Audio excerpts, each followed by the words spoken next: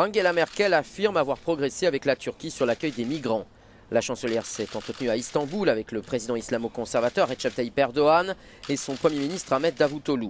Même si aucun accord définitif n'a été signé, ces nouveaux pourparlers sont intervenus 3 jours après l'adoption d'un plan d'action de l'Union européenne pour amener la Turquie à agir en amont sur le flux de migrants fuyant notamment la guerre en Syrie. Objectif, qu'Ankara les garde sur son territoire.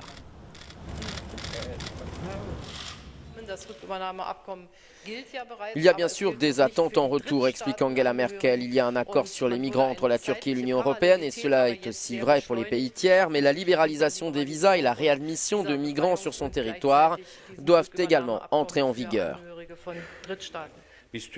Pour le Premier ministre turc, la Turquie est prête à lutter contre l'immigration clandestine et contre les passeurs qui exploitent des gens désespérés. Mais la crise migratoire, dit-il, ne peut se régler qu'avec la fin de la crise humanitaire en Syrie. Ankara parle d'un problème mondial qui doit être réglé par des solutions communes et avec un partage des coûts qu'elle a assumés seule jusqu'à présent. Angela Merkel s'est dit favorable à une augmentation de la contribution allemande, mais pour cet analyste, cela ne suffira pas. Je ne pense pas qu'il y aura des mesures vigoureuses pour aller de l'avant dans les relations turco-européennes, car l'Union européenne croit qu'elle peut résoudre cette crise en donnant 3 ou 5 milliards d'euros à la Turquie.